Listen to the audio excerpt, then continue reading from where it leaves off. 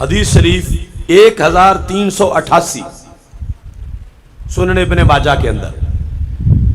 اس کی انہوں نے پوری سند ذکر کی ہے، اور آگے جو مدار ہیں وہ مولا علی رضی اللہ تعالیٰ عنہ، یعنی ان علی ابن ابی طالب رضی اللہ تعالیٰ عنہ، وہاں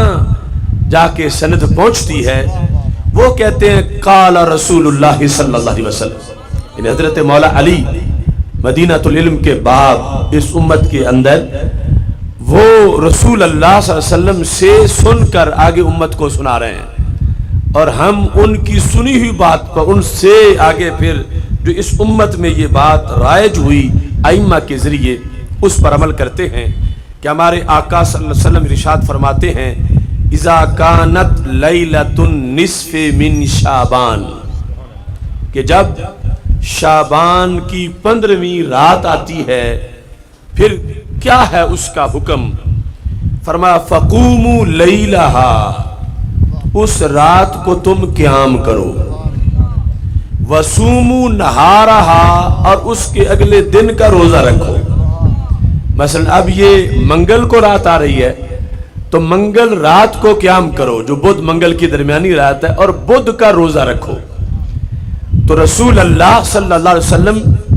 کی یہ حدیث ان ساری کتابوں میں جو سامنے پڑھی ہے ان میں ہے، ان کے علاوہ بھی ہے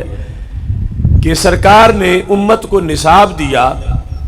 تو اس نصاب میں یہ ہے کہ جب شعبان کی 15ویں رات آ جائے قوموا لیلہا، اس رات کا قیام کرو، اور بعد والے دن کا تم روزہ رکھو۔ تو یہ دو حکم تو ڈائریکٹ دربار رسالت سے یہ رات منانے کے بارے میں ملے کہ رات کا قیام اور آگے جو دن ہے اس کے لحاظ سے روزہ۔ پھر اس رات کے اندر اس امت کو کیا ملتا ہے؟ تو ہمارے آقا صلی اللہ علیہ وسلم ارشاد فرماتے ہیں فَإِنَّ اللَّهَ يَنزِلُ فِيهَا لِغُرُوبِ الشَّمْسِ،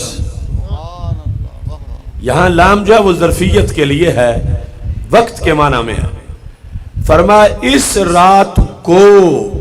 خصوصی اہتمام یہ ہوتا ہے فَإِنَّ اللَّهَ يَنزِلُ فِيهَا لِغُرُوبِ الشَّمْسِ إِلَى سَمَاءِ الدُّنْيَا، کہ رب ذوالجلال اس رات کو سورج غروب ہوتے ہوئے ہی آسمان دنیا پہ تجلیات نازل کرتا ہے۔ تو سماء دنیا، دنیا جو لفظ ہے دنیا بڑا معروف لفظ ہے، یعنی کوئی ایسا بندہ نہیں جو دنیا میں آیا ہو اور لفظ دنیا کو نہ جانتا ہو، ہر کوئی دنیا کو جانتا ہے، مگر مزے کی بات یہ ہے کہ لفظ دنیا ہے کیا اس کو دنیا والے نہیں جانتے، اس کو علماء ہی جانتے ہیں۔ پھر تانا ہمیں یہ دیتے ہیں کہ ان کو مولویوں کو پتہ نہیں دنیا کیا ہے، تو دنیا داروں کو پتہ نہیں دنیا کیا ہے، ہمیں پتہ ہے کہ یہ فولا کا وزن ہے۔ تو اس میں اصل میں کیا تھا؟ دن وا تھا، دن وا سے دنیا بنا، اور دنیا کا معنی ہے قریب والی چیز۔ تو آسمان جو سامنے نظر آ رہا ہے اس کو آسمان دنیا اس لیے کہا جاتا ہے کہ اگرچہ ہے تو بڑا دور، ہم سے دور ہے، یعنی زمین سے آسمان کی مسافت 500 سال کی ہے، لیکن باقی آسمانوں کے مقابلے میں یہ ہمارے قریب ہے۔ جس طرح کہ مثلا پشاور ہم سے دور تو بڑا ہے، مگر یہ کابل کے مقابلے میں تو قریب ہے، اور پھر جو آگے ماوراء النہر کے علاقے ہیں اور بخارا سمرقند ہے اس سے مزید قریب ہے، تو یہ آسمان 500 سال قریب ہے۔ دوسرا آسمان جو ہے وہ 1500 سال قریب ہے، یعنی اس کے مقابلے میں وہ زیادہ دور ہے، چونکہ یہ 500 سال پر ہے، پھر اس کی موٹائی 500 سال ہے، پھر اس سے اگلے آسمان کا فاصلہ 500 سال ہے، تو پھر دوسرے آسمان تک تو 1500 سال بن گئے۔ یہ حساب سائنسدان نے نہیں لگایا، یہ سرکار دو عالم صلی اللہ علیہ وسلم نے بتایا کہ اتنا موٹا ہے ہر آسمان، اور اتنے درمیان میں جو مسافت ہے وہ اتنی ہے۔ تو پھر چلتے چلتے جو 7واں وہ کتنا دور ہوگا، جو کہ اس میں ہر آسمان کی 6 کی 500 سال کی موٹائی ہے تو وہ اتنی وہ ہے درمیان میں، پھر ہر 2 کے درمیان خلا 500 سال کا ہے۔ اس واسطے شریعت نے یہ جو ہمیں نظر آنے والا آسمان ہے اس کو آسمان دنیا کہا ہے، یعنی یہ قریب والا آسمان۔ اس پر رب ذوالجلال شب برات کے موقع پر سورج غروب ہوتے ہی اپنے خاص جلوے نازل فرماتا ہے۔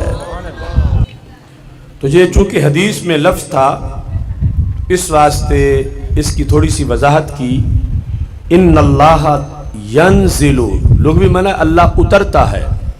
تو اترنا چڑھنا چونکہ جسم کی شان ہے اور اللہ جسم سے پاک ہے، تو مطلب یہ ہے کہ رب ذوالجلال کے جلوے آسمان دنیا پہ آتے ہیں۔ خصوصی طور پر اللہ تجلی فرماتا ہے آسمان دنیا پر،